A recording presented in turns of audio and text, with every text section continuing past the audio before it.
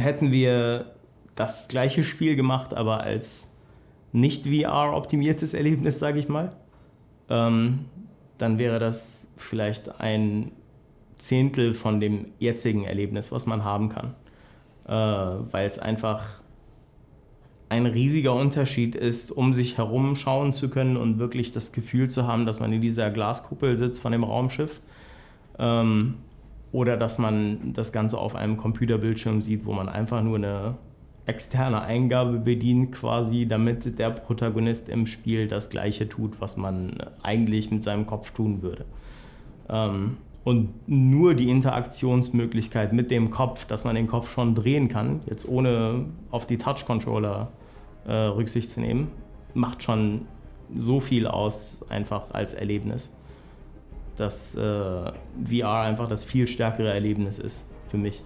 Die neue Technik begeistert uns absolut. Das ist, ja, es ist die beste Neuerung im Bereich Games, seitdem ich mich überhaupt erinnern kann.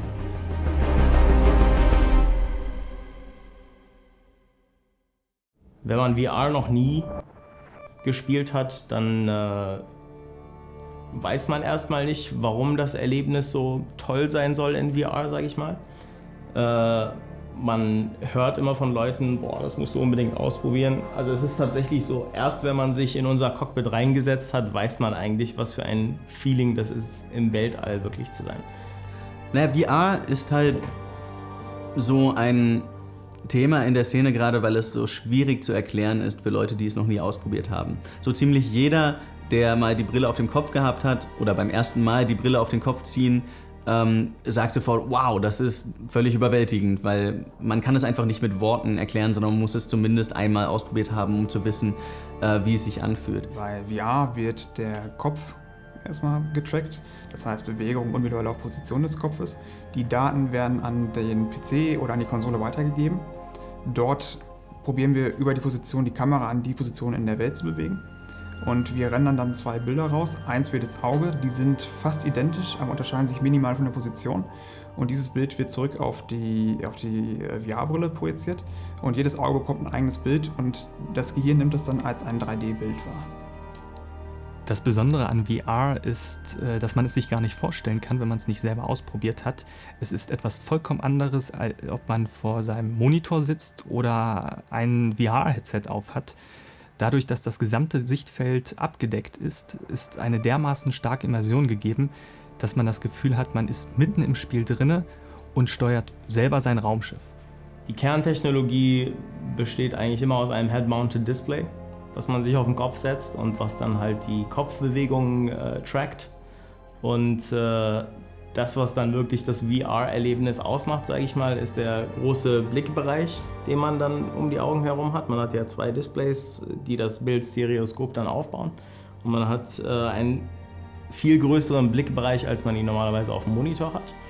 Und dadurch wird quasi auch das, was man aus den Augenwinkeln normalerweise sehen würde, mit abgedeckt, was dann auch das Erlebnis ausmacht wirklich. Und dann, wenn man sich halt noch umschauen kann, ist eigentlich das die VR-Technologie. Ich glaube, dass vor allem im VR-Bereich der Mobile VR ein großer Treiber sein wird fürs Erste, weil da ist der Kostenpunkt wirklich der geringste zum Einstieg. Und wenn genug Content für Mobile VR da ist und für Standalone VR, werden auch die Leute langsam reinstimmen. Weil es sind nicht nur Games, es sind auch Filme, Sportevents und Fotos, die man sich mit VR betrachten kann. Und Gaming ist nur ein kleiner Teilbereich davon. Inzwischen sind die Leute ja sehr frustriert schon vom 3D-Kino, was ja so eine Renaissance erlebt hat und wollen sich nicht mehr so viele Filme in 3D angucken, aber es ist einfach nochmal ein ganzer Schritt drüber. Man kennt diesen Unterschied vom Kino, dass man einen 2D-Film guckt und dann ein 3D-Film wirkt irgendwie näher. Und wenn man halt diese Brille aufhat und sich direkt als Teil des Ganzen fühlt, dann ist man einfach noch viel mehr drin in der Welt und man fühlt sich einfach als Teil des Ganzen. Wir müssen bei der Entwicklung gewisse Grenzen beachten. Wir können dem Spieler nicht die Kontrolle über die Kamera wegnehmen. Wir können den Spieler nicht zu sehr bewegen und nicht zu schnell bewegen. Wir müssen ruckartig Bewegung vermeiden und wir müssen gewisse Tricks aus der Trickkiste holen, um visuell viel darzustellen, aber immer noch die Performance auf einem vernünftigen Level zu halten. Wir mussten während der gesamten Produktion unter starker Begrenzung arbeiten, was die technischen Möglichkeiten angeht, sage ich mal, die man hat in so einem Spiel. Man kann jetzt nicht das hochwertigste 3D-Model nehmen und als Szenen-Item reintun, als Set-Item reintun, weil das einfach nicht funktioniert für VR. Also das, was man an Grafik gewohnt ist von anderen Vollpreistiteln, wo sich jetzt auch, ich sag mal, die AAA-Schiene hin entwickelt hat, das ist einfach noch gar nicht möglich in VR, weil man da viel, viel stärkere Rechner braucht und es auf jeden Frame-Rendering wirklich ankommt, damit man sein Spiel präsentiert. Wo die Grenzen genau liegen, das können wir noch nicht so genau sagen, weil die eben gerade in dieser Anfangsphase, in dieser schönen Pionierphase noch ausgelotet werden. Wir sind jetzt gerade dabei herauszufinden, wo liegen die tatsächlichen Grenzen, wo kann man vielleicht noch intelligenter sein, was ist vielleicht sogar sehr hilfreich, solche Dinge. Bei VR muss man halt darauf achten, dass man durchgehend mit 80 Frames oder drüber arbeitet. Teilweise bei PlayStation VR noch mehr.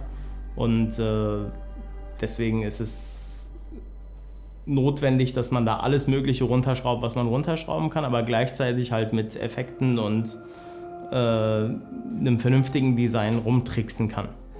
Regelmäßig kommt es vor, dass wir die Hälfte unserer Asteroiden rausschmeißen müssen oder so. Das bricht uns dann natürlich jedes Mal das Herz, aber das muss dann eben sein und dann müssen wir mit den geringen Ressourcen, die wir haben, müssen wir dann etwas Schönes machen. Bei der VR-Entwicklung steht die Framerate immer im Fokus, weil das ist immer die Nummer 1, was wir einhalten müssen, weil wenn die Framerate einknickt, haben wir ein Problem, dann wird der Spieler unter Umständen, wird ihm schlecht. Deswegen müssen wir immer so eine Balance finden zwischen Framerate und Qualität der Darstellung. Und das Problem ist an VR, das Bild muss für jedes Auge separat gerendert werden. Und wir haben einen relativ hohen Pixel-Count auf dem Bild und dadurch brauchen wir sehr starke Rechner und das Endergebnis kann nicht mit dem mithalten, was man vielleicht von AAA-Spielen kennt. Und das ist ein bisschen schwierig, noch der breiten Masse klarzumachen, aber wir sind technisch an einem Punkt, wo es leider noch nicht anders geht. Also Titel wie das neue Uncharted zum Beispiel, AAA-Titel, die immer weiter in Richtung Fotorealismus streben, die sind nicht darstellbar in VR. Das sieht man auch an Spielen wie Elite Dangerous zum Beispiel, was ein wunderschönes Spiel ist, aber einfach große Performance-Probleme hat in VR. Die HTC Vive und die Oculus Rift unterscheiden sich von dem technischen Anspruch her fast gar nicht. Beide brauchen ein 90-Frames-Bild, ansonsten haben wir ein Problem. Die PlayStation VR kann auch mit 60 Bildern pro Sekunde arbeiten, das dann auf 120 Bilder pro Sekunde hochprojizieren. Das ist nicht die optimale Lösung, aber es funktioniert. Das liegt einfach daran, dass diese Brillen und die ganze Technik sehr technisch aufwendig ist. Da fließt viel Rechenleistung aus dem Rechner rein. Ich glaube, es ist die 7-fache Anforderung an den Rechner für ein VR-Spiel gegenüber einem Non-VR-Titel. Also das ist wirklich der Hauptfaktor, der uns hier ins Bein schneidet. Und das andere ist die Motion Sickness. Space Rift. Available summer 2016 for PC, Android, and PlayStation VR.